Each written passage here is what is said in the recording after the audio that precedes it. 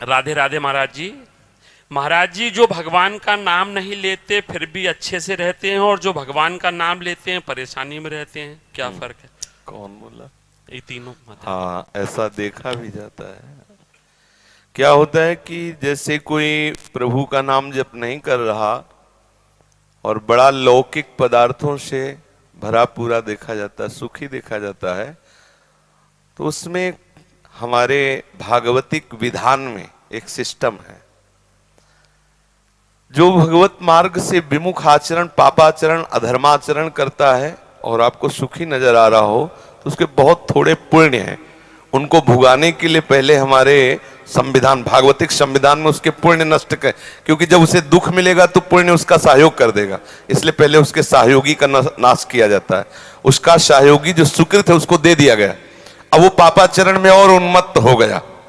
अब उसके वो सुकृत चल रहे, इसलिए उसे जुकाम भी नहीं होगा। अब वो सोचता है कि कुछ नहीं, कोई निर्णय नहीं, कोई भगवान नहीं, मनमानी पापाचरण करो, खूब मौज से रहो, और वो सुकृत उसके नष्ट हो रहे हैं। और जिस दिन उसके सुकृत नष्ट हुए, फिर मिटिया मेट होते हुए देखा है। शास्त्रों का विधान तो है ही, हमने देखा है। एक ठाकुर रामबली सिंह जमींदार आसपास बंदूक लेके चलते, ऐसा बच्चापन में उनको देखा हमने।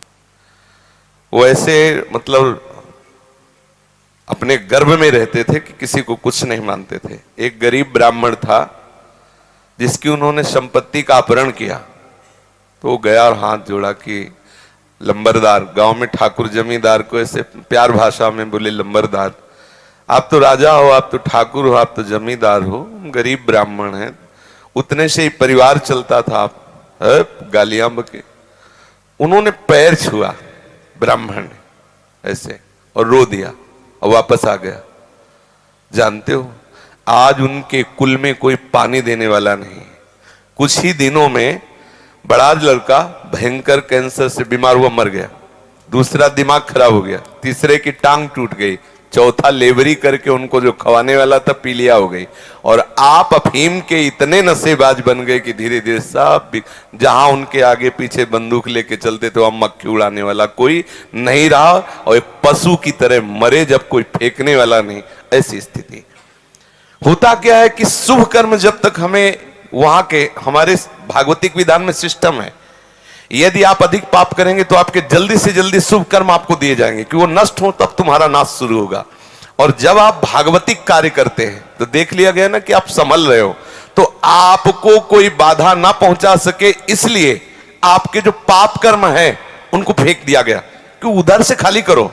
जो उसके शत्रु पक्ष के पाप कर्म जमा है उसको नष्ट करने के लिए उनको भेजो, क्योंकि इस समय धर्म निष्ठा में है, ये पचा जाएगा। तो उसके पाप कर्म आते हैं और धर्म में प्रबल होकर के उन पाप कर्मों को भोगता है, धर्मात्मा बन के चलता है। जिस दिन उसके पाप नष्ट हुए वो सुकृत और ये वर्तमान के सुकृत मिल गए, उस दिन जय हो जाती, उसकी कोई पराजय सजयती, त्रिभुवन में उसकी जय जयकार हो जाती, और उस पापात्मा का ऐसा नाश होता है, कोई पानी देने वाला नहीं मिलता।